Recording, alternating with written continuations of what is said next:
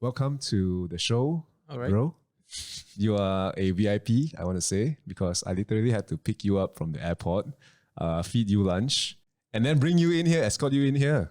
I'm honestly honored. Okay. You should be freaking honored.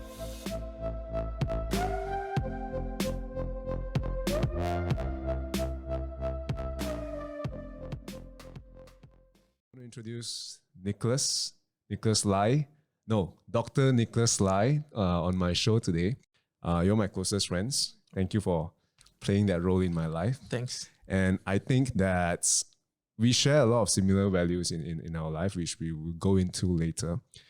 But these are the things that I want to talk about. Right? I think a lot of our generation, we don't talk about a lot of these things where it's kind of cliche to talk about. It's like, oh, I'm struggling with this. These are the issues that I have in life and all that, because it's kind of we're not that woke yet. We don't want to share with people like some of the issues or the struggles we have. But I wish that this platform we can kind of discuss things like that to hopefully maybe kind of inspire our peers to also, in a way, have the courage to kind of open up as well. I don't want to go into too much of preamble, but I was thinking to start with this question here. Not so much question, but a statement. And it's something you shared with me the other day. All right. We both haven't been lifting. Oh, man. And you say, your one statement that you said that really just characterizes who you are is you feel like you're shrinking. Yeah, in just 2 weeks, right? Yeah. And one thing I want to ask is why is lifting weights so important to you?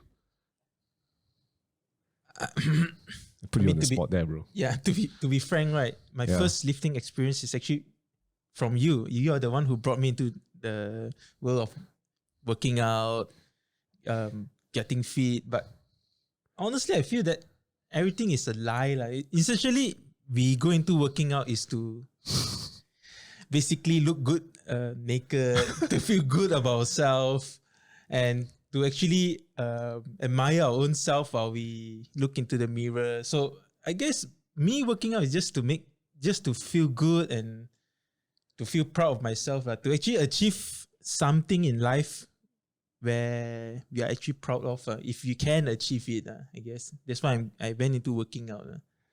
Or you can say to get a better body to actually attract the opposite sex. And you have successfully done that, right? Because you are, you're not wearing your ring now. You are engaged / married. So yeah, is that a secret? Is that supposed to be a secret? No. Yeah. But I mean, the irony is my fiance actually hates it. Hates what? Me working out, to be honest. She's like, oh, you're getting too big. I don't like the muscular body. You should actually get thinner. And how much influence does that have on your decision to work out? I guess I sort of reduced my frequency working out, but at the end of the day, it's still up to myself, because like I say, working out is to make yourself feel good, make yourself feel better, and it's actually a source of a stress releasing activity for me, I guess. Okay. You know, when you go into the gym after a long day of work, especially like what Brad just told me, I work as a medical officer. Our work can go crazy. Sometimes we can work up to 36 hours. So we just want to have your own time to go into your own zone where you just go into the gym, go all in, smash the workout, and actually forget about everything. And then at the end of the day, when you look into the mirror and you actually feel good about working out. You know, you're the most, people always say doctors give kind of lame exercise advice and fitness advice. You're the most bro doctor that I know. And I think that is super important. Otherwise, doctors say things like, oh, you should never put weights on your spine. You should never load your spine. You should never squat with your knees past your toes. But I think practical experience is very important, and that's something that you offer. Hence, I sometimes still ask you for like advice on anatomically what's safe and what's not, right? But you mentioned working out after a long day of work. But as I understand, maybe before the lockdown, you had a really insane workout routine. I know you wake up, you have your call at 8 o'clock in the morning. You got to go into the hospital to serve. Yes. And you tell me you wake up at 6 o'clock to go to the gym. Actually, I do work out in the morning, I wake up around 5:30. Okay. Yeah, so by 6 I'll be in the gym. Mm-hmm. By 7 I will finish my workout. So it's actually a 1 hour workout. Yeah. And then by 7:30 I'll be all bathed, clean, and I had my my shake, post-workout shake. Yeah. If I have extra time, I'll try to sneak in a meal or two. I'm actually lucky because my hospital is actually quite near to the place I stay. So by 8, I'll be in the hospital.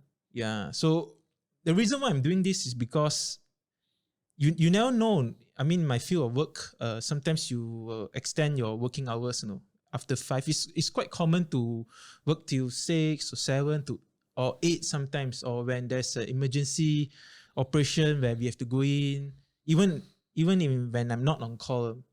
So I have to enter the OT, and sometimes can extend up to 8, 9 or 10 p.m. And I can't risk it. And in a sense, I actually like working out. It's one of my hobby. I know how lame it sounds, having working out as a hobby, but it's talking to a fellow bro here, so yeah, it doesn't so sound lame.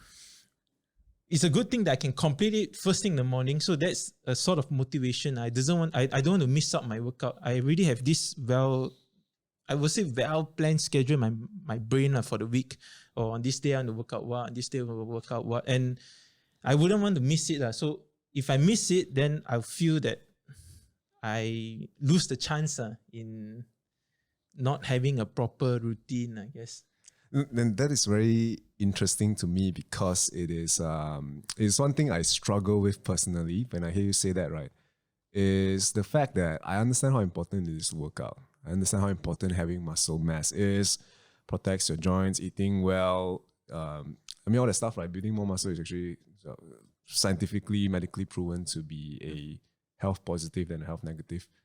But what if, or when do you know, or when does that become an obsession? Because I had reached a point where I was at a point where I know it was damaging because I feel like if I don't work out, I'm a lesser version of myself.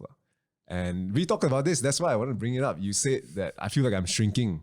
That's so you and that's so me, because not doing bicep curls for 1 week is not a big deal, bro. But it is to us. Yeah. And I have my own defense mechanisms to fight against this lesser self of mine. How about you? I think I struggle in this aspect as well. But then at the end of the day, is the key to all this is just moderation. As Brett mentioned just now, whether we should squat beyond our toes, whether we should have more weights, and whether it will affect our spine, right? Actually, it goes down to moderation. We shouldn't just go all out or increase the weight excessively without knowing the basis of any training algorithm and all. So, for what Brett has actually asked me, how do I call me Gun? You always call me Gun. Yeah, okay, in case no one knows, my childhood name is called Gun. I'll explain it later if it's more comfortable for you to call me that. Yeah. So how do I cope with it is, I'm not entirely sure whether I cope with this well. I still have that kind of feeling where Gan just mentioned, where you feel weird not working out, or you feel weird missing out a couple of sessions. But eventually, the key is just moderation. You can't force yourself. You can't get stressed yourself if you miss a workout or two. Because if you miss a workout or two and you get stressed over it, or you get overworked by it, then the point of working out will be totally missed. Right. The first point of me saying I go into workout is because you want to feel good, you want to look good. But then if you let this type of thing affects your state of mind eventually, then it's like a double-edged sword in the end. You don't work out, you feel bad. Then in the end, it doesn't serve its purpose. Yeah, it doesn't serve its purpose. To a certain extent, as you say, an obsession, a healthy habit becoming an obsession is dangerous in itself. So that's why I have this relationship with caffeine. Mm-hmm. There's tons of research showing how beneficial caffeine is.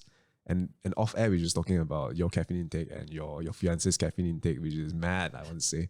But I know caffeine is good for me, but I know that at one point in my life, I was using it as a crutch to function. And literally, I just one day randomly said, okay, I'm going to try not to use caffeine. I wake up at 7 in the morning, I go work at 7:45. And by 8:15, right, I literally felt I was going to ping sun. So I knew at that point that despite caffeine being a miraculous drug for all the antioxidant benefits, caffeine helps you to raise your metabolism and blah, blah, blah. I was obsessed with it, and I had to cancel it. I had to stop using it, or at least go cold turkey and see how my body responds. And I suppose what I'm trying to say is I suck at moderation, but I know I need to have some form of safety net in a way so I don't kill myself. Which brings me to my next point I'll ask you, because this is something that I realized I developed only very recently. Recently was last year. It was last year the pandemic happened, I couldn't work, and I spent a lot of time in the stock market. As you did, and I suppose as our cameraman Gabriel as well. Fellow stock market friend. I freaking logged into my Kenanga account easily 10 times per hour to check the stock price, look at the price movement, and see what I can do. And tell me about your own habits when it comes to investing, because I know at one point you tell me that, okay, we need to stop doing this. So it goes. I mean, it applies to everywhere. The word that I said just now, moderation, and the next important word that we should know is insight.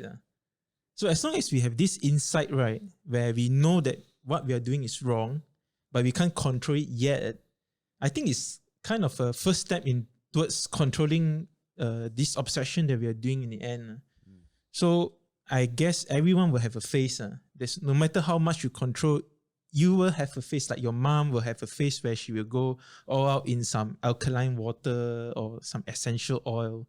So it's the same to us, where when we first started investing, we were I did the same thing. I logged onto my account day and night just to look on the graph or the price of the share. TOPGLOV, we made up within the TOPGLOV. Yeah, and then we've been talking about it every day. But end of the day, I tell myself, okay, this is not good at all. This is taking up too much of my time. I have my work. I have actually so much other things to do. Even though you may just lie down and do nothing, but it's still an unhealthy obsession where if you know that it's an unhealthy obsession, I guess you will eventually fall of it. You must tell yourself, you must have this insight that it's wrong. So it's a good starting point where if you have the insight, it's better than people who doesn't have the insight, or they don't tell themselves that it's wrong. They don't even have the initiative to actually correct it. So for me, I start to tell myself, okay, I have to limit myself. I only can see 5 minutes of this stock every 2 hours in the beginning. Then from there, I actually move on. Okay, now every 3 hours, I have to only see 5 minutes. Now every 4 hours. So you sort of limit yourself, but you still can have this pleasure of checking out, but not fully taking yourself off it. And then you can slowly win off it, I guess. Okay. Yeah. So good advice. I want to share the most recent success I have had with not logging into my stock portfolio every half an hour was when I filmed my first podcast here. I say at like 9:45 to 10, right? And after that, so ding ding dong dong, do the whole thing all the way through till lunch, 2:30 like that. And I'm like, oh shit, I didn't even think about, hey, what price is Dufu at now? What price is whatever it is, Supermax at now? And things are okay. I went in, hey, nothing, no shit didn't happen, right? The market didn't crash. I'm still okay. Things are still okay. And yeah, that was my first realization that it really doesn't matter that much whether or not I check the portfolio or track the movements 5 cents, 10 cents every few hours. There's a correlation between our obsession with lifting, improving ourselves, and you can argue that improving ourselves means improving our portfolio. And a portfolio improvement means better net worth and better wealth, better future, right? But to a certain extent, I think that controlling the market is not something we can do. So my long ramble that I have no idea what I just said basically says that I it's a reminder to myself to not control what I can't control. Yeah. True. So that's what I want to share. Okay, there's a lot of ways I have planned for this podcast today to go. But as I mentioned to you, I don't want it to be rigid or fixed. But one thing you mentioned earlier, I just want to ask you before we go into the meat of this podcast, there's a lot of things that have been shared through, well, let's call it WhatsApp University. So you said something about alkaline water, and we've been told to drink warm water. We've been told to a lot of weird stuff by people who are we expect to have known better, right? So I have a few questions that I've always been unsure about. Is it wrong to drink cold water after a hard workout? Actually, we have a core body temperature of around 36.7 to 37.4. That's the average for human beings. So especially your stomach, where it will be the first kind of pouch where after you eat or you drink, it will reach your stomach first. So your core body temperature will be always 38, And I feel that no matter what you drink or what you take, when it reach your core, it will sort of a symbiosis. It will just assimilate into the body temperature of 38 degrees.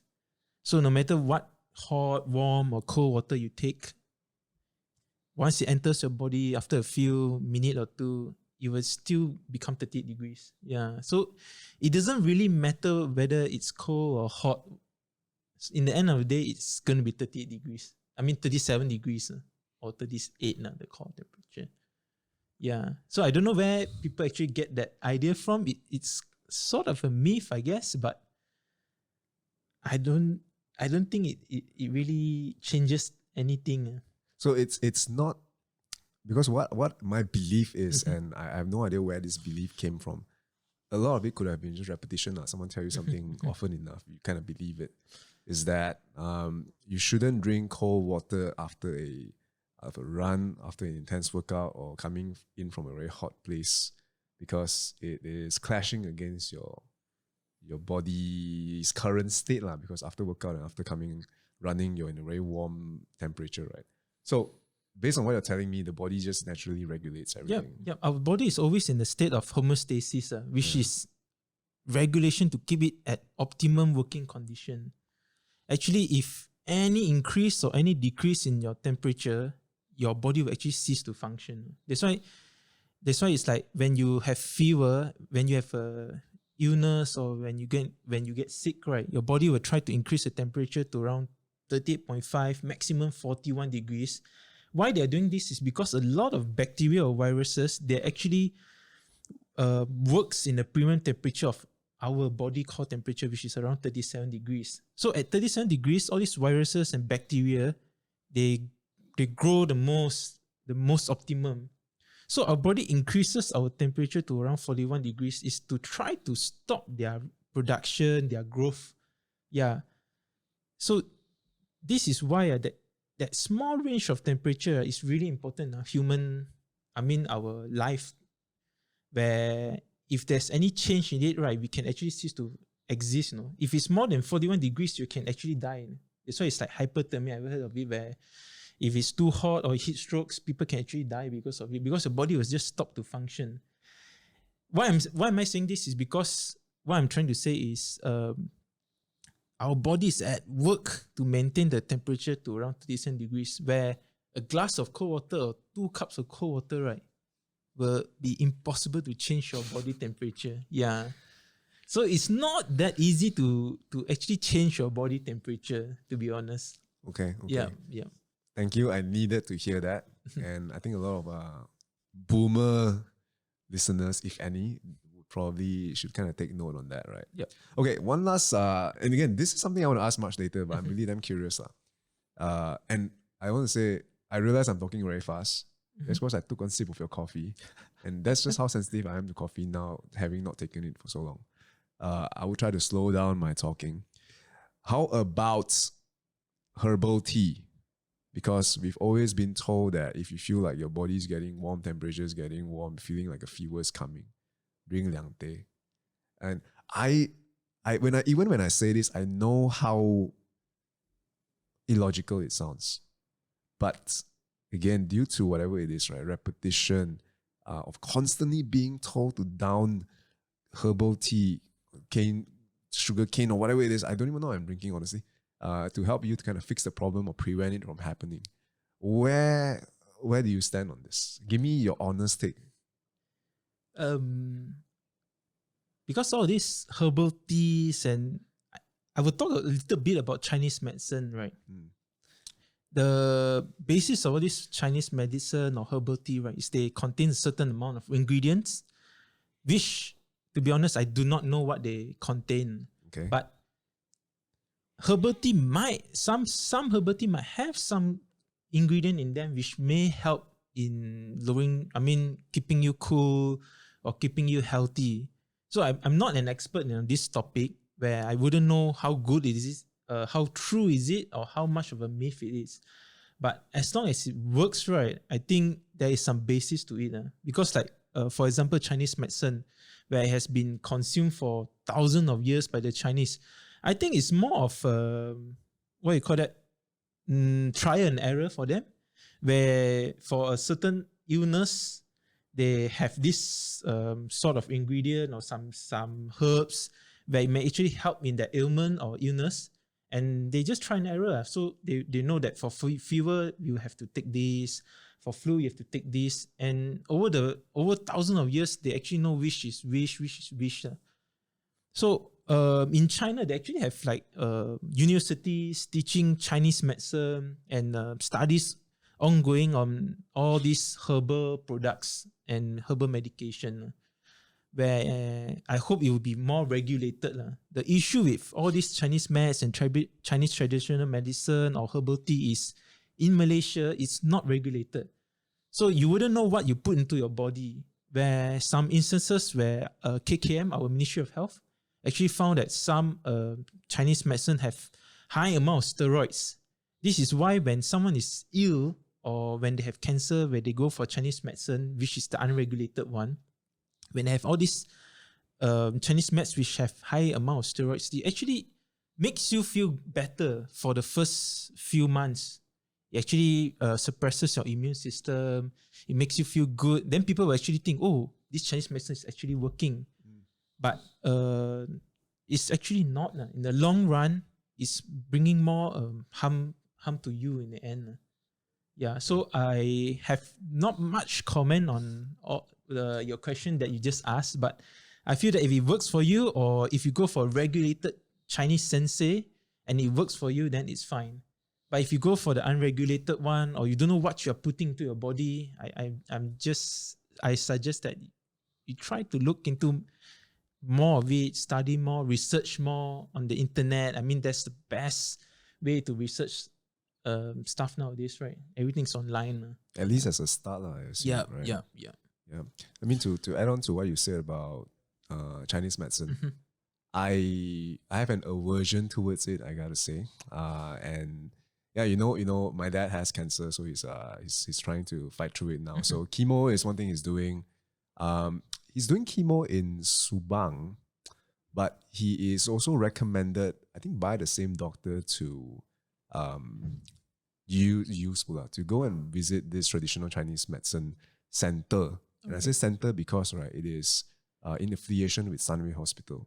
So it sounds to me like it's legit stuff, as much as I have my skepticism on it. So, well, maybe that's one of the reasons why it's recovering pretty well. So we're quite happy with that.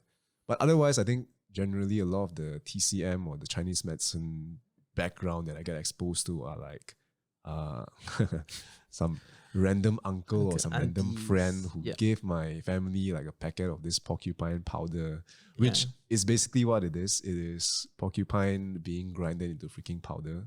Is it porcupine, the whole thing, or the porcupine spikes? Okay. I heard of this. It's the spikes, I guess. Yeah. But yeah, this is the sort of thing which I said.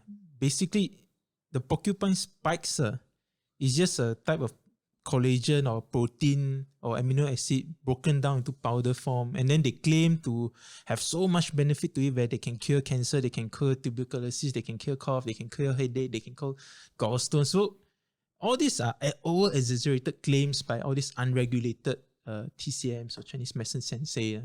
So it's actually quite dangerous, where I guess if you actually accompany your dad to all these proper centers, right, they won't have all these overclaim products. Yeah, they will actually give certain products which they will explain to you what he has, what does it do, but they won't overclaim on it can cure cancer. Like this porcupine powder, I'm sure you will hear people saying that it can cure cancer. Imagine that, curing cancer or curing a gallbladder stones or actually curing diabetes or hypertension. So if it actually works right in curing all those, right, then I guess Western medicine can actually close shop. Yeah, yeah. And it's not cheap, right? And It's not cheap. Because I was told that one small packet, literally, I think like your 3-in-1 packet, the kind, right? It's about 1,000 over ringgit. Yeah, yeah. And I recently read something about how we kind of rationalize how helpful or effective something is based on the price. So in a way, you can argue that, hey, because like I paid so much for this thing, right? It got them better work lah. So maybe in a way, some psychological or magical effect does come from that kind of rationalization. Yeah. And okay, I don't want to go too deep in this topic, but it's really very interesting to me. And another thing that I really think has always been shared is, this is the last one, okay, as promised, we move on after this, is papaya leaf. And guess what papaya leaf is used for? What do you think when people say papaya leaf? Consume papaya leaf. The most common one was against dengue. Yeah. Yeah. And you explained this to me very well on why that's not the case. And I just want you to share with the audience your theory on it, which I find is damn logical. Yeah, because actually dengue fever is a self-limiting disease. What I mean by self-limiting is with or without medicine, you get better by yourself. In terms of modern medicine in treating dengue, what we do essentially is symptomatic support, which is we give fluids, we give analgesia, which is painkillers, or we give medicine to reduce the fever, just as a supportive treatment so that you can get well. The only dangerous aspect of dengue is where you get two different variants of dengue after you get the first one. Means this is your second bout of dengue fever. That's where the dangerous aspect come in. But any normal, healthy individual, once you get dengue, within the week or so, you get better, with or without any external medicine. We admit the patient into the hospital is for supportive treatment, as I said. We give fluids. Actually, if you don't give fluids, that's why some people may get dengue, right? We actually discharge them. We ask them to drink more water at home and rest. That's all only. And this is where the papaya leaf comes into play. So from, let's say 100 people, 50 people without any admission to the hospital, they'll get better.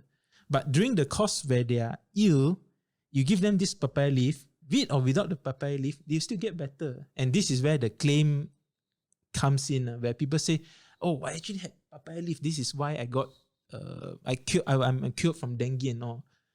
Yeah. I don't see any, danger in having papaya leaf while you have dengue. But the danger comes in when this person actually have severe dengue, like I mentioned just now, where you can get two variant kind of dengue.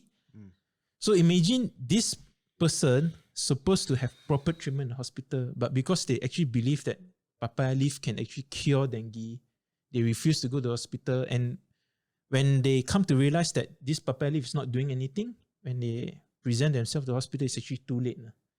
Yeah, one of these complications from this very severe dengue is called dengue hemorrhagic fever, where you actually bleed out. Yeah, so no amount of papaya leaf can help you when you're actually bleeding. Shouldn't be laughing. But surprisingly, there's a study done by local university whether papaya leaf is helping in terms of dengue treatment. They actually found no significant correlation. Okay. Yeah. So to me, I don't think papaya leaf is actually working. Yeah. Papaya farmers are gonna hunt for your head after this, by the way. Yeah. Okay, that was a fast forward to what I want to talk about. But one thing that I would want to explore, because the intention of this podcast today is kind of more towards exploring who you are, Dr. Lai. And one thing that I recall very fuzzily, because I remember meeting you and being closer to you when we were around, when I was around 15, 16, around that age. Okay. During the last few years of high school. And one thing that we have in common after high school was the fact that we both have experience working in F&B. I remember you were working in a cafe somewhere where I visited once. And when I ordered something, you gave me extra meat or extra ingredients. Can you bring us back to that past of yours? Or no? Which cafe was this again? And what were you doing there? So this was after SPM, I guess, and this 6-month break before my A-levels actually. So I was actually helping out with my dad in his business, but then I also wanted to have a sort of experience outside of working for my dad. So I actually applied some bartending job in this restaurant opposite my house. It's actually just opposite my house. What's the name again? I can't remember the name, but it was in Central, this office building opposite my house. Yeah, I can't remember the name, but it serves a kind of Asian fusion where they have nasi lemak or spaghetti, fried chicken. Yeah, sort of a mix of everything. Laksa, noodles, and all. And from when I was working there as part-time, I can't remember. Actually, they paid me, I think, an hour, but 4 or 3 ringgit per hour. It's less than minimum wage now. Yeah, right? yeah. So I was actually preparing the drinks, and then one day they found out that there was not enough helper in the kitchen. Yeah. So they actually asked who can cook, and I guess I was taking a chance. So I said, yeah, I can try. So I just went into the kitchen. I just followed a recipe. They actually have a recipe book, and I just learned from one of the main chef there. And from then on, I actually pick up a lot of cooking skills, which I find that's the best experience I got from the whole ordeal, rather than the 3-4 ringgit per hour. So the experience I got was priceless in terms of that. I mean, if you compare to 3-4 ringgit, yeah. So I actually got the recipe book myself after I quit the job there and stole their secret recipe. Yeah, sort of. Yeah. Dude, this is the part of the story I don't remember, because I always thought you were working in the kitchen in a way. Hence, I think that one time or the 2 times that I went, you really gave me a huge portion of food. So thank you for that. I haven't properly thanked you, but if the owner of the cafe was listening to it, he wouldn't be too happy right now. So the reason I brought that up is because you were working in that cafe. I think I was working in the same building. There was this Chinese restaurant. I was working with our good friend Wen Zi. Central, what's it called? Yeah, Huang Gong. It's called Palace.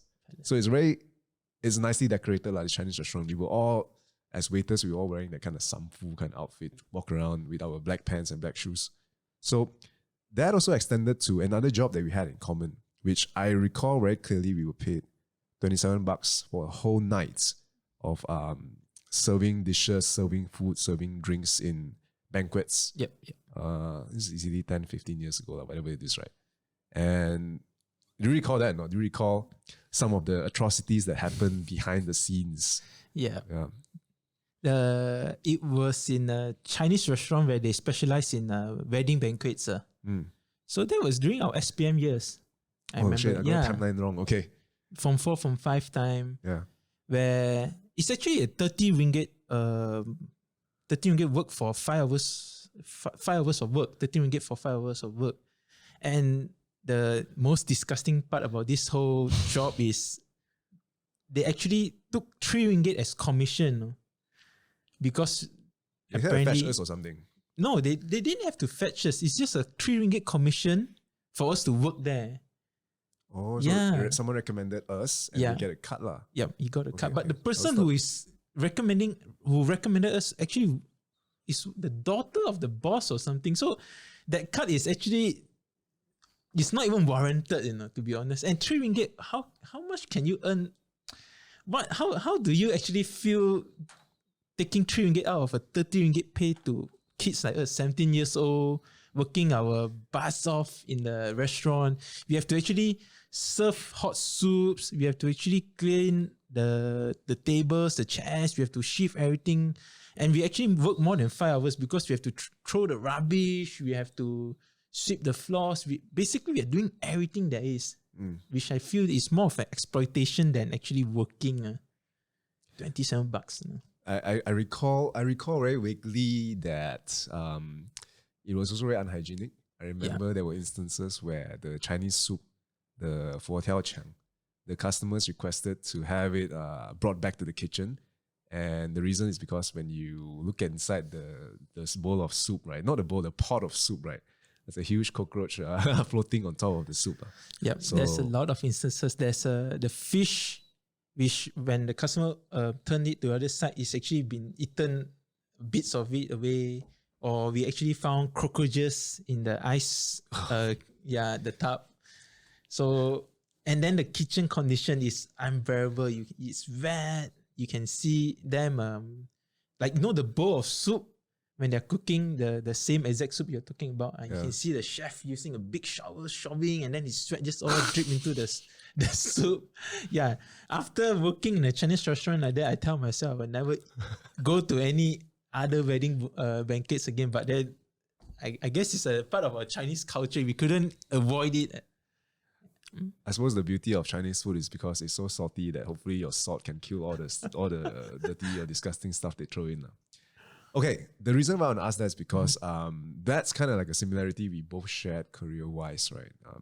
F&B, service line, and that's during college, before college, after college. I'm getting the timeline all over the place. But beyond that, you went on to further your medical studies. Yep. And I remember it was after your A-levels that you went to Manipal straight away. Yeah, was it? Yep. Okay. So correct me if I'm wrong. I think that was when you were 17 or 18 years old. 19. Because 19. A-levels took 2 years of my life. One and a half actually. Yeah. So since 19 till now, okay, I won't disclose your age, but that's easily 10 years already, 10 years or so, give and take. You actually haven't been home. In a way, you haven't been home because I'm saying this because I know you were in Manipal for at least 4 years. Manipal for 2.5, and then Malacca for 2.5. And then when you came back, you straight away went to... Yeah, I came back. I went to Sabah as a house officer for 2 years in Kota Kinabalu. It's called Queen Elizabeth Hospital. So we have to undergo these 2 years of housemanship training. It's compulsory. Then after that, we are actually entitled to come back from Sabah. We are given a choice, but I chose to remain in Sabah. And for the past 3.5 years, I was there as a medical officer, orthopedic. Yeah. So, to rewind back a bit to your days in Manipal, right? How was it in Manipal? How was it in India? It's not some place that most people would think of when they think about studying abroad. Yeah.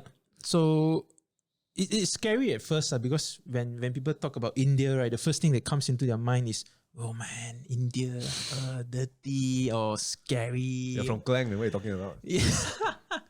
But I will bet when you tell people about India, they'll be like, oh, how's the curry? How's the biryani over there? But it's totally different when you go there because India is actually a huge country which has so much cultural diversity in all their states, So what you see here, the Indians here, are actually all Tamilian. They're more from the southern India.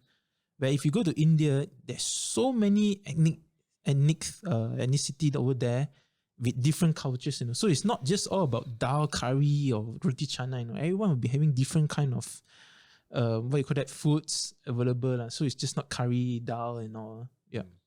So when I was in Manipal for 2.5 years, we actually lived like literal kings, to be honest, really, because of the exchange rate and how cheap the labor was. So I was stationed in this university town. It's called Manipal. So the biggest university there is Manipal University, which have a lot of these campuses. And one of the campus is called MIT, the Manipal Institute of Technology, which I guess you guys know. The CEO of Google now is actually from there as well.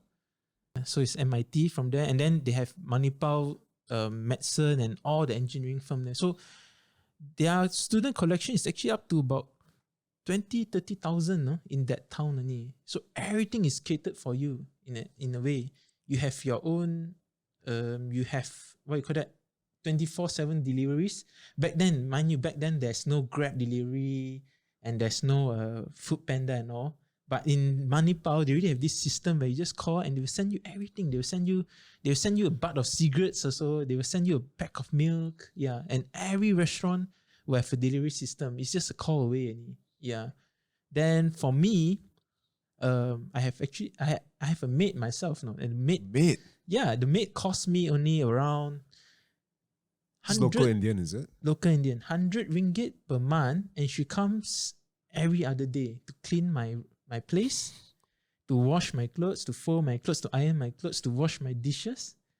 We have a personal cook. So he's been cooking for Malaysian for 10, 20 years already. So he knows how to cook bak kut teh, he knows how to cook nasi lemaks, he knows how to cook laksas, And I got a bike over there. So I have a personal bike washer as well. So they are so cheap. Labor is so cheap. This is what I mean. You live like a king, literally. Yeah. So you have a time of your life. Even the laundry also is like one shirt is about 50 cents. Yeah. If you really want to send to the laundry, they will wash and iron for. But I don't have to because I have my own maid. Yeah. Where if you compare it to coming back to Malacca, because my medical program is a tuning program, 2.5 years in Manipal, 2.5 years in Malacca. When we come back to Malacca, then you can see the huge difference. We have to do our own laundry. Yeah, you have to have a car in Malaysia to actually travel around, to actually have proper food, to actually have a life in Malaysia. Without a car, you cannot survive. Whereas in Manipal, I forgot to mention, there's this public transport called Tut or Auto over there. Tut is the Thai version of it, whereas in India it's called Auto. OTTO. AUTO. Okay, Auto. Yeah. So basically everywhere we have this thing called the Auto. It's like a motorbike, but it's covered, motorized covered motorbike. So it's a mini taxi and it's cheap. You can travel everywhere within $2 or $1. Yeah, all in the university campus. Dude, it sounds like you had a time of your life there. Yeah. You literally, like I said, live like a king. And then, I guess if you compare with the people studying Europe, it will be not as pretty as it sounds, but you can have your own travel as during the summer break. You can travel to Taj Mahal, and then if you go northern a bit to Kashmir and those areas, you can actually have snow. You can have snowboarding session, and there's so many beautiful cities and castles to explore all over India. It's actually huge. It's really huge. Yeah. We need to send this segment to the Tourism Board of India, right? So you can promote the beautiful country to Malaysians here. And yes, I one thing that I hear from you say, and that parallels a lot to Malaysia, right? I mean, we talk about Malaysian food, everyone will talk about the nasi lemak or Malaysian nasi lemak. Nasi lemak is the number one Malaysian food, but you have underrated food in my opinion, like of course not halal, right? But Chio Fan. You got your char kway teow, you got your Maggi, you got your ramli. You go further north, then you have your nasi dagang, then you have your nasi kanda and nasi mujari, all this different stuff. And this is Malaysia. Malaysia is a freaking small potato of a country. And you look at India, it's like 20, 30 times our size, and being known to just have curry and tandoori, it's very, very, it's a very small point of view, in my opinion. Yeah. After that, you came back to Malacca. Yep. You mentioned it was a big change. And one thing that I hear you say from your experience in medical, which is not something that I would expect, is that it sounds very fun. And when I hear people share about their medical experiences, at least maybe just online I read about it, is that it's a very tough 5 years, 6 years, 10 years process, right? To get from zero to whatever it is where they are at. Why is it so easy for you, if I may put it that way? I wouldn't say it's easy for me. I'm not like the very top student in my medical college. I guess to put in a way, I would call myself an average student.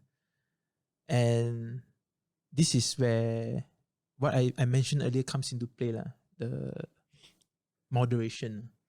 To me, moderation is very important. You don't get me wrong, you have to study in medical school. You have to memorize, you have to put your hours into sitting down and looking into a book for hours.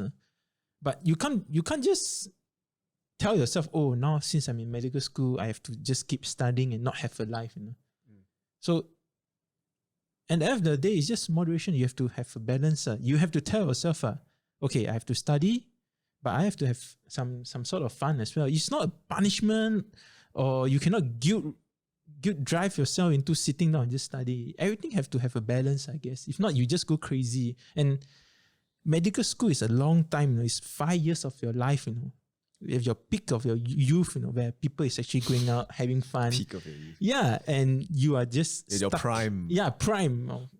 And you're just stuck in this university studying your life away. I feel it's a waste if you don't balance it out and have some fun in it. Okay, we got to talk about that, because I would assume that part of it comes from who you are, how your upbringing is, to be able to kind of juggle that really well.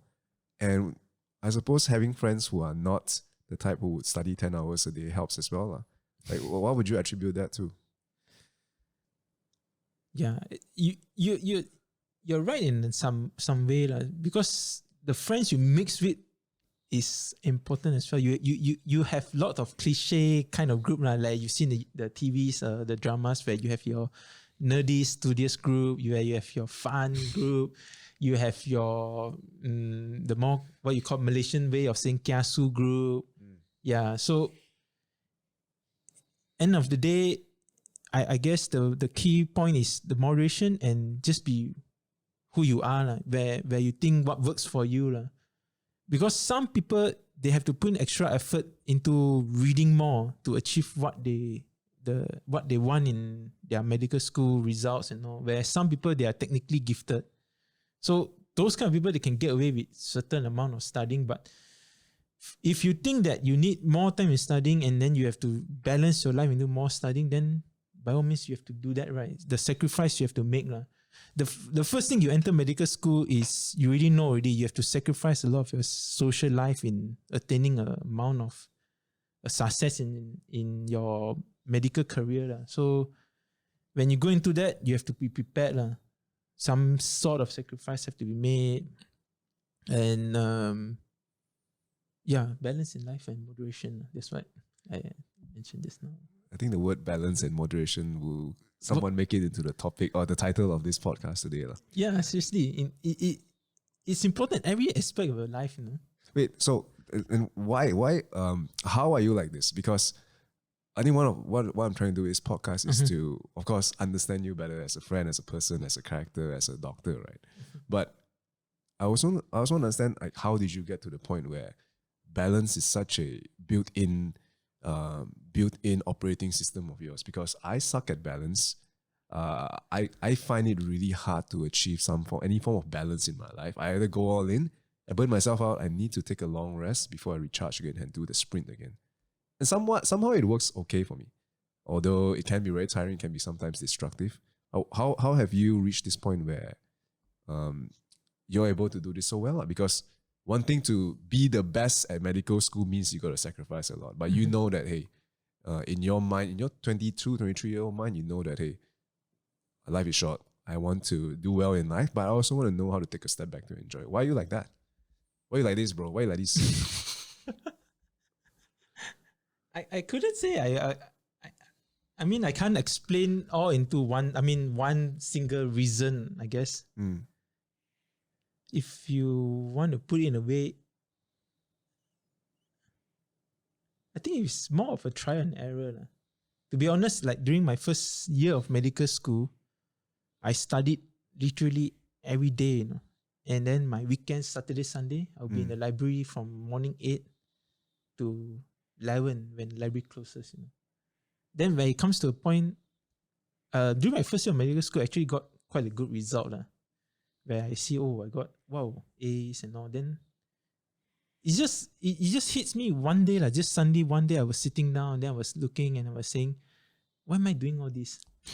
What's the purpose of all this? Midlife crisis, bro. Yeah, it's sort of a mid-youth crisis, I guess. Then I start to just sit there and think, is it worth it? Like, what do I get? In the end of the day, let's say after 5 years, when I graduate and got my degree, what's the difference between me and the others? So what if I got an honors? I'll still get into the medical line. I'll still be in the housemanship program. Then eventually you get into medical officer.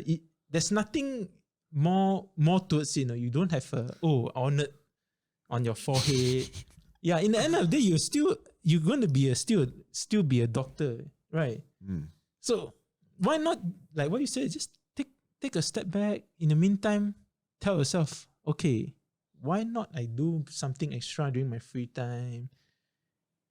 Like, you only have the phrase. Remember the phrase where we used to always say YOLO. You only have one life, you only live once.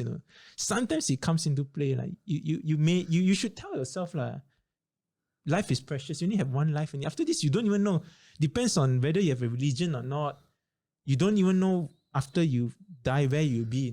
It's either if you don't believe in God, agnostic, atheist, you just die and just wither away in the universe. Or if you believe in some sort of religion, you go into heaven or hell, or you go into some 18 steps of hell and all, or you go into reincarnation, but you never know. No? So why not just live YOLO? Yeah, YOLO. Guys. Okay. Yeah, but you see, YOLO at moderation as well. You cannot just YOLO and then you go and jump off a cliff, I guess. So everything in moderation. Okay. I like that. Okay. Where was I? What was I trying to ask? This is going to places that I didn't expect it would go to. Okay, I think, and one thing that I feel was very special to your journey as a doctor, and as I said, right, you literally haven't been home since you were 19. Okay. Because you spent a lot of time in Manipal, you came back for a while, you went to Malacca, and yeah, you do return for a periods of like a week or 2 weeks or a month at most, and you got a child again. And right now, you can say you're still in Sabah now, and I think you're kind of working towards coming back here to kind of be permanently based in Selangor. How does it feel living abroad for so long? It came as a wrecking ball to you, right? Like 19 years old, poop, get out of the house, and then just like travel the world. I guess in the beginning, of course, you need some time to get used to it. It's like I actually miss home a lot. I'm not gonna lie, I actually cried sometimes thinking about home, because it's the first time you going to overseas, and then you're alone there. Before you start making new friends, you feel really down. But over the years, you get some sort of what do you call that? You get used to it in a way. Then you start to be more independent. Like say when we came back from India to Malacca, you start doing your own laundry. Yeah. You start cleaning your own toilet. You start cleaning your own room. You start washing, changing your bed sheet. Yeah. Then after some time, you just know how to live independently. Like you shouldn't depend on anyone. You can function as a person. Okay. Sometimes, yeah. It's kind of you're forced to grow up. Yeah, you're forced to be more independent. You're forced. You can't just wither and whine away like, oh, I'm alone. Oh, who's gonna do my laundry? At some point of life, right, you just got to just get your laundry and just throw in and just do it yourself, right? Nobody's gonna do for you, right? You still can miss home. You still wish that you can be closer to your parents or maybe your spouse or your girlfriend or anyone, your partner and all. But in the end of the day, when you're forced into a certain situation, right, it's either you whine or be sad about it, or you just deal with it. And one way of dealing with it is just anything that comes into it, just try to fix it. Okay. Yeah. Are you looking forward to coming back now to Selangor for, I don't know, however long? Sounds like a longer period. At least the longest you would have been staying put closest to home after 15 years, right? Or whatever it is. 10 years. To be exact, 10 years. But okay. I think staying away alone for far too long is unhealthy as well, because you will get so used to be alone. Like for me, you see my schedule, I wake up at 5:30, I start working at 6. Then after working, I go to work. Then after post work, sometimes when I'm too free, I can actually go for a walk, an hour walk, where I just clear my mind again, do nothing or listen to podcasts, like maybe future friendly podcasters, and then I will think of what I can eat that night. I'll just buy my own ingredients, I'll cook. Then after that, I will either just read a bit, or just play some games, or just chill my mind out, and then that's my day. But To some it may sound really sad, but to me, I actually enjoy that kind of life, doing stuff that I like, where now I know if I come back, it's sort of, you will have sort of a mixed reaction, because once you're back here with your partner or your family, right, you wouldn't have that kind of life anymore. You cannot just do anything you want anymore. It's more of a, oh, okay, I cannot just plan my day ahead without anyone in mind anymore. So it's more of a sacrifice you have to make again. Like, some people might think it's a good thing coming back to family again, but if you get so used to being alone for so long, right, then you actually have that kind of feeling where, oh no, I'm going to miss this life in a way. You make it sound like, and of course, I'm respecting how you feel about it, right? It is a huge life transition for you. And it is, because I never had experience from you. The longest I've been away from home is probably 2-3 weeks when I'm traveling and all that. And it's always back home. I live with my parents and comfortable, have helper at home, food is always prepared, don't have to pay my mortgage and all that. And from my point of view, I envy and I am somewhat jealous of you being able to experience life on your own like that. And yeah, it's grass is always greener at the other side, right? Yep. So I just want to bring that up, that that is something that I've never had a chance to experience. And hence, that's what I want to talk about after this, right? Hence, the idea of moving out, buying my own place, renting my own place, it's to be honest, not something I can't afford. It's something I'm not looking forward to because of the uncertainty. And I mean, the Chinese, that's being racist. We've always been told that once you reach a certain age and you just freaking buy a house and move out and live on your own, right? That's always been the stereotypical thing that one should do when they reach of a certain age. And from your experience, you've been doing that for the past 10, 11 years. Right. And now that this huge change is going to come to your life, right? And the fact that you're also engaged and you're also married, like how are you feeling about embracing this change? How are you planning to do it? Like I mentioned before, too much of a thing is not actually a good thing. Yeah. So what I said just now was just all the pros of living alone, where the cons of living alone is, number one, your loneliness. After a while, you just yearn for someone. We are human beings. We will yearn for something. We yearn for emotional support, emotional touch, or physical touch. We yearn for, like what Gan had just mentioned, coming back to a house where there's humans, where there's your loved ones, or a well prepared meal on the table for you, or everything is clean for you, and you feel comfortable in the house. So in a way, for me, I'm telling myself I'm actually coming back to something better than staying alone, right? It's just the way how you put it in the end. Cannot be too much of being alone, or there's, like, I know it's a big cliche now already, but there's a balance to it in living our life. Yeah, so I'm telling myself, because I'm coming back, it's unfair for my partner and my family to be apart from me for far too long. Right. Okay. Yeah. That's a very responsible answer.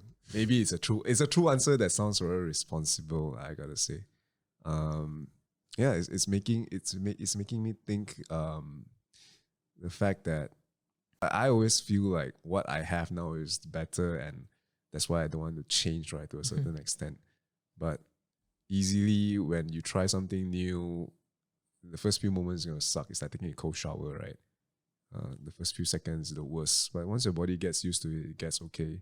It feels good. It feels like, hey, this is perhaps a step up from where I have been, and I truly hope that's the case for you, because as hard as it is for me to move on and be more alone in a way, it is equally, if not more, hard for you to move on and be not alone, if you know what I'm saying. Yeah.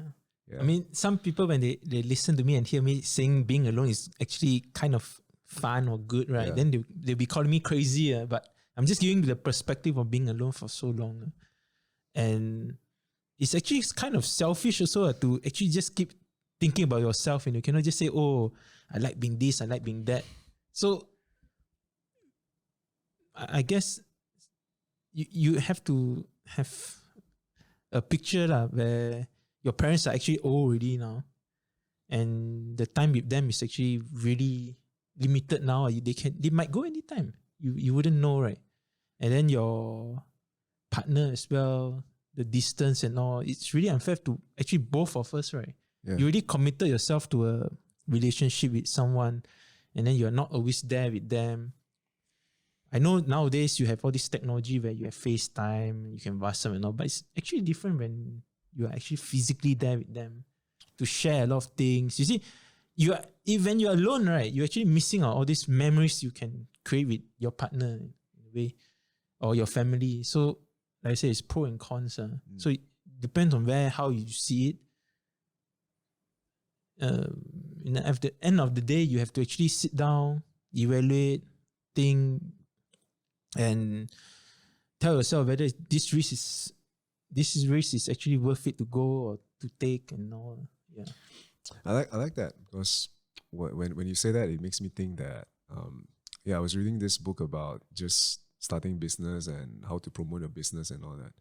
You can have tons of different marketing strategies. You can have the best logo in the world. You can have the best team and all that. But if you don't know exactly what you want the company to achieve, what you want to achieve maybe as a person, ultimately all these strategies doesn't matter. And I think it's very important that what I've learned from you, from what you're sharing to me, is to determine what exactly is an ideal life for you. Yep. And sometimes that ideal life means giving or sacrificing your current life, right? As you are doing right now with your yearning to be alone, right?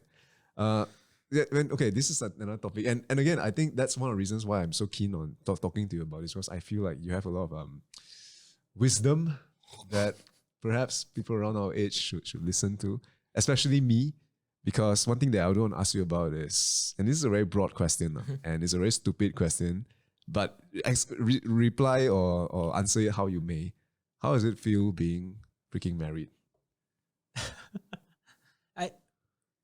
I'm actually I said fiance. Actually, it's not fiance. I mean, previously I mentioned fiance. Actually, more of a legally, she's my wife and my partner, because we actually registered, but because of the COVID pandemic, we're not able to go through the proper Chinese culture of this tea ceremony, this banquet where we just invite everyone for a meal and all.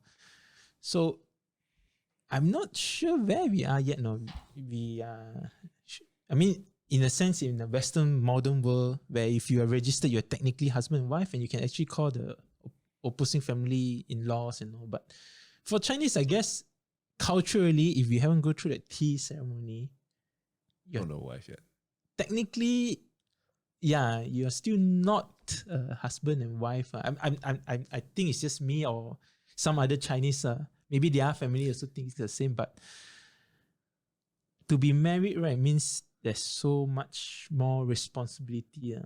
I know it sounds cliche, but yeah, because you already had your vows when you registered, you have to be with her, you have to be loyal, you have to sacrifice, you have to tell yourself to keep away from temptations and all. I mean, everyone have temptation, right? It's cliche, but yeah, that's all the things that you have to tell yourself to do or to what. And as I said, because now since we're registered, and it would be really selfish of me to just say, oh, I'll just stay in Starbucks, I'll just focus on my career and finish with it. Then I'll find a day to come back and all. Oh, I like being alone, all that. So it's really unfair once you really committed to someone and just do your own thing, right? So sounds to me like the first step was harder, because now that since you're committed, you have a guide and you know what you need to do already, because you have your wife to be responsible to, as you mentioned. Was it hard though, making that first decision, that first jump? Because knowing now that the end goal is, of course, getting married, building a family, by default, you have a direction of what to do and where to go, right? But before that, when I suppose the thought process of should I get proposed to her, should I not? How was that?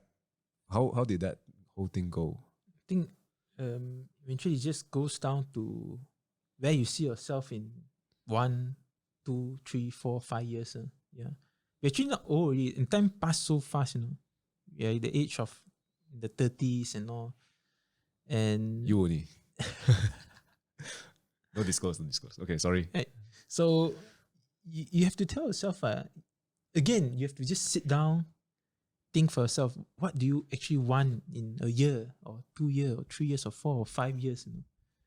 I know 10 years is a bit far-fetched, but 1, 2, 3, 4, 5 years is actually something you can imagine or write down and think of or plan what you want that next 5 years to be, right? So I just tell myself in 5 years, what do I want my life? How do I envision myself? Things that you can control, you can actually plan. Things that you can't control, like where you'll be working. For us, especially in the medical field, or the health of your immediate families, those are things that you can't control. But things like such as getting ready to settle down with someone, at what age do you want to start to have a family? Whether do you really want a family? Whether do you really want to have a child or children? You have to really sit down and tell yourself, one day just sit down and say, am I prepared? Am I ready? I know most of you will just say, I don't think I'm ready, but you never know once you go into it, right? Like you have to tell yourself, okay, if this is what I want, I should just go into it and try and see whether it works out or not. I think for our generation, right, we actually so lag behind because our parents used to have us when they are only like 20 or 21 years old, 22 years old. Whereas now, we actually delay starting a family till we are 30s and 40s maybe. But of course, it's not to say it's a bad thing or a good thing, because some people might not even want to have a family. So in the day, you just have to sit down and say, do I want to have a family? Do I want to commit myself to a partner? Where do I see myself in 5 years? Those kind of questions, even though people will be like, why do you even ask yourself that question? It's not something cringy or what you call it, cliche or awkward. No, it's something you should really do. No, just sit down and say, what do I want in 1 or 2 years or 3 years or 4 years or 5 years? You don't have to be 10, 20 years. Just this 5 years. It's a step to begin with. Yeah. So what do you want in 5 years? What do I want in 5 years? For me, actually, what I want in 5 years is like the really basic, boring family life. I want to wake up in the morning. I want to go to my job, right? If I can, maybe I can squeeze a morning workout. I don't know whether I can do it because I might have a family. Man. Yeah, morning workout.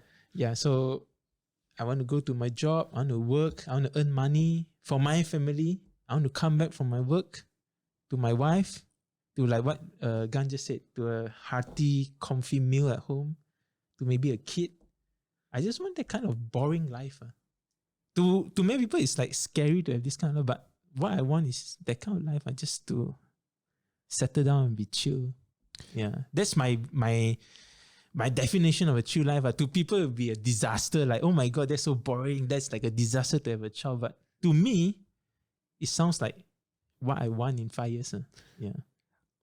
I don't tell you, I think that is a super important thing that you just said, because I think a lot of what our generation want is very much because we're told like this certain person who's a successful person, his business and all that, says never settle and all that. Life's always better if you chase for it.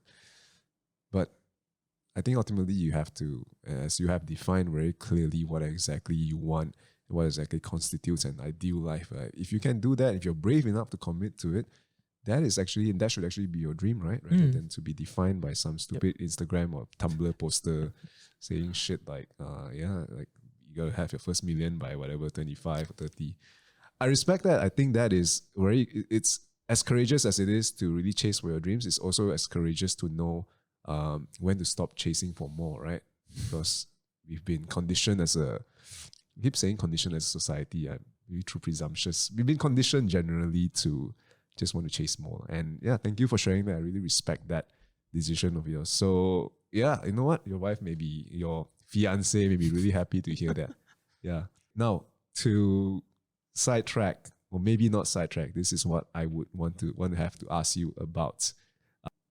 Shit. Silence is not a good thing in podcast.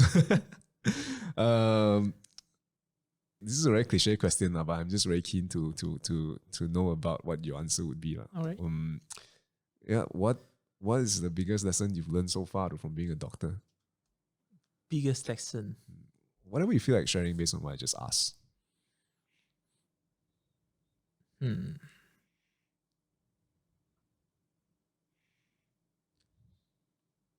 know, I have an equally cliche response to your question. Shoot me, bro. Life is short. Yeah, because you see a lot of death in your career. Then unexpected death especially. You see 20 years old wife, someone with a 5-year-old kid crying to a dead husband and a dead father. Then it sort of hit you like, wow, life is actually short. Right? So I guess the biggest lesson to take away is don't just waste your life away doing something you're not happy with, or doing something which you don't even have a goal with. So as I said, however lame it sounds, for my goal in 5 years to have a family, to have a kid, to come back to, that's what I want. Where if you have a goal in mind to have, maybe be a millionaire before you hit 30, then go for it. Just take the risk, go into it and see whether it works or not.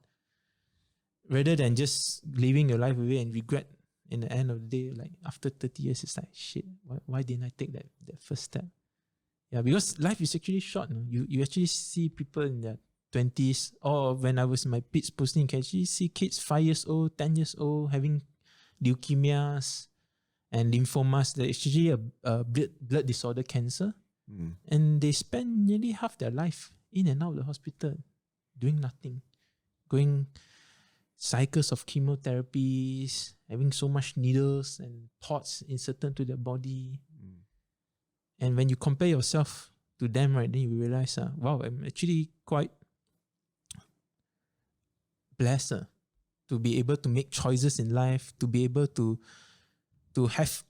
sit down and actually have your own goals, instead of having all this fate determining your life direction. You see, like all these kids with cancer, they got no choice. They cannot tell themselves, oh, I want to be a doctor in the future, or I want to start a family. They can't, because their life is determined by their disease. They actually die in a young age, or live to an age where everything will be in and out of the hospital. They got no choice to actually determine where they want to be. Right? Sounds like that. So by default, your career has helped you help you through a lot of the important decisions you got to make in life. Like, hey, knowing what your goal is and really just relentlessly pursuing it regardless of what people might think and what general society might say that it's not good to settle and whatnot. Okay. Thank you for sharing that. I suppose this is coming to 5:30, so we are quite long into this podcast. Thank you so much for all the things that you've been sharing so far. I suppose one question that I'd want to ask you, and this is again, a lot of these questions that I've written down here has been somewhat explored by you, but I'm just going to ask them anyway, right? What would you tell your 18-year-old self? Looking back now with all the wisdom in the world.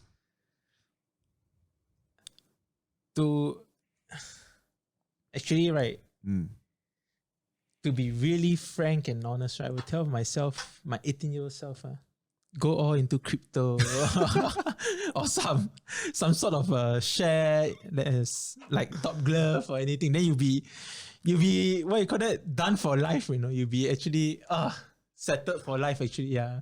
Okay.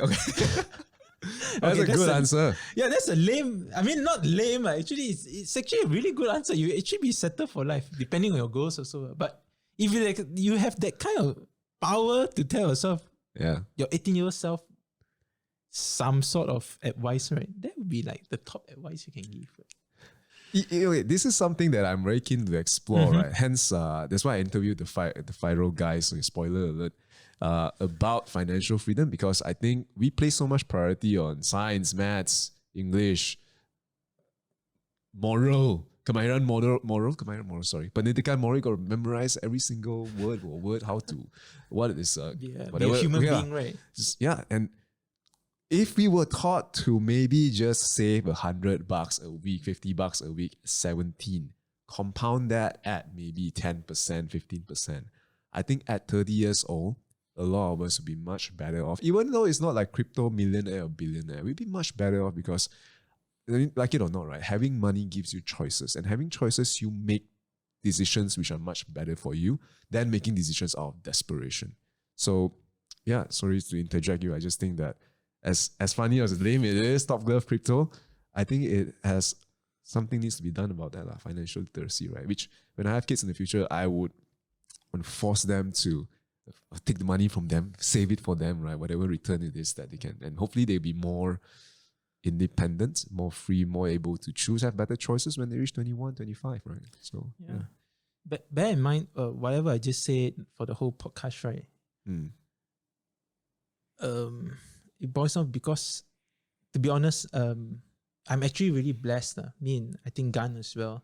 We are born into, I would say, maybe middle or upper class family where we have all this luxury given to us. We have our parents supporting us all this while. We have parents paying for our education. So what I said in being able to choose your goals in life also, you see, it boils down to having our family in our life. And what Gan just mentioned, having all this financial, knowledge early in life, which may help you in determining what you want in life later on in your career or your age. So in the end, it still depends on what your goal in life is. Some people, to them, money is the most important thing in life. But some people, they actually really honestly don't think money is the most important thing in life. Like, for me, like what I just mentioned, if you think that coming back to a nice family where your wife and your kid is there and you can just, able to feed them and have a proper house for them, and you are contented or satisfied with that, then that should be your goal. You shouldn't be more than that or shouldn't be less than that. So in the end of the day, it just depends on what you want in life. You shouldn't let finance or money just determine your goal. If you really think finance and money is your goal in life, then go for it. I mean, there's no wrong in it. But what I'm saying is you should explore more options. You can be your family, you can be money, you can be maybe a hobby. Maybe you really like doing something, let's say, like for me, maybe you really like being a doctor, then just go all in the doctor, either in the government sector where you don't really earn that much money, or you tell yourself, okay, in 20 years, I want to be in the private sector where I can earn more money. You see? So options can be so much. You just have to sit down one day and tell yourself, what do I really want in life? Yeah. That is very important, that you get a comfortable freaking chair, and you say the word sit down probably 5,000 times in the podcast. Sit the fuck down. And then I think that is very important, because if we don't allocate or we don't schedule time to come out and really plan things, right? Ask yourself what you want, right? Life's not going to give that answer to you. And I realized that personally because it's very easy for me to become very busy. It's very easy for me to take on clients, train them, drive from one client to the other.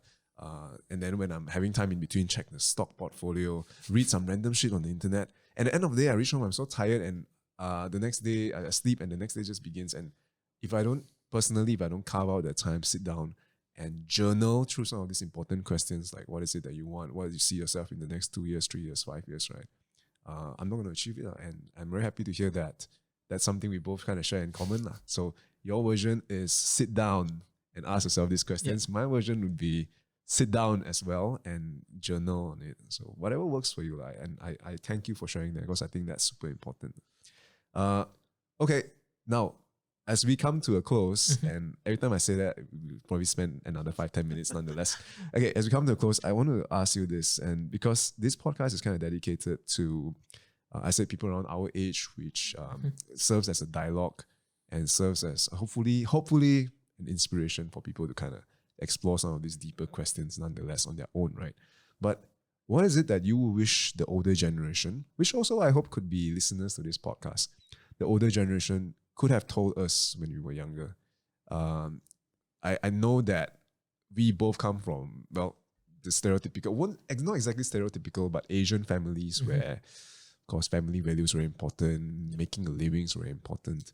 But I feel like as much as I've been brought up well, there's a lot of things that I felt like should have been emphasized more. Like a case in point, financial literacy or financial freedom, or just dumping all your money into Bitcoin 10 years ago.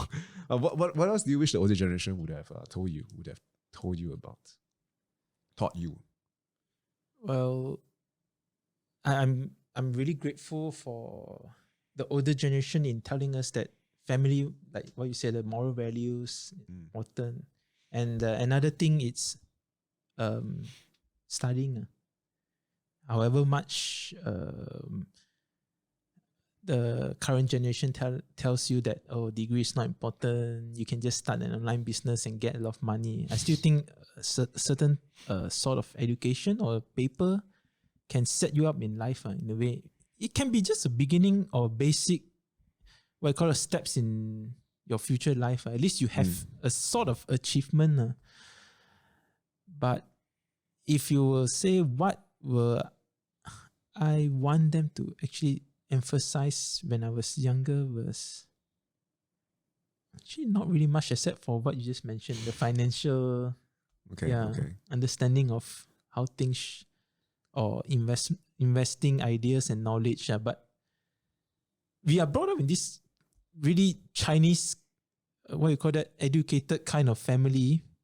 So to them, I guess, they have always have this thought indoctrinated into them, where the way they handle finance is very conservative. They will just go for, oh, you should buy houses, or you should keep money in your bank, kind of ideology.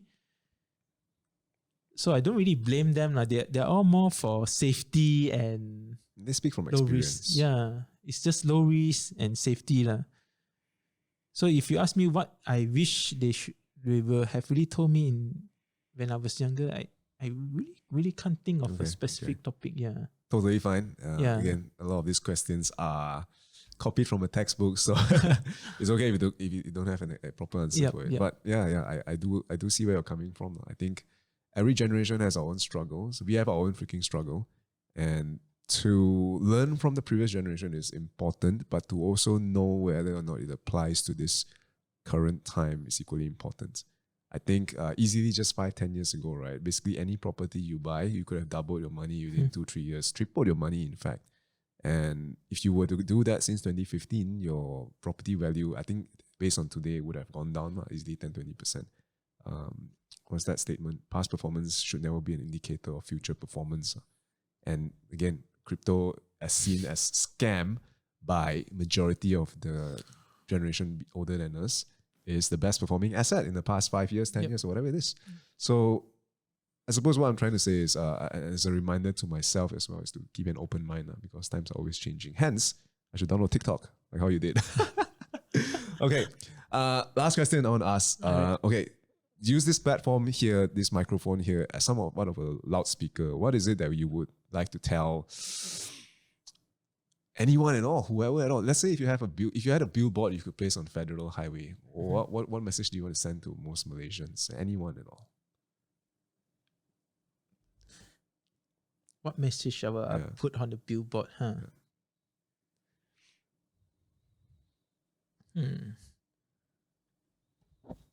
That's a really tough question. Like put you on the spot. I should have sent you this question to prepare ahead. I'm sorry. This is very last minute. It's okay. I rather it be this organic. Yeah, organic, where I don't have this prepared script to answer and all, right? Why is it that you... Sorry, go ahead. I would say just be grateful and blessed that on whatever that you have in life. Yeah. Because everyone will have a different type of upbringing, family, or financial status in life. So in the end of the day, no matter where you are in those status, as in whether your family is really supportive, whether your financial status is really good, right? In the end of the day, if you are actually grateful, or you know where you are at life, right? You can try from there. I mean, you use it to advantage. You either work harder, study more, get some scholarship, improve in life, or you try to wiggle a way out of what you have at the moment instead of just whining and not doing anything. I know it's a bit pretentious of me to say, oh, just work hard or just wiggle a way out of where you are now, right? But in the end of the day, if you don't do anything to improve where you are from, then there's not even a chance of you wriggling up from where you are currently, right? So from the first step of doing that is to know, to be grateful. Okay, I can afford 3 meals a day now.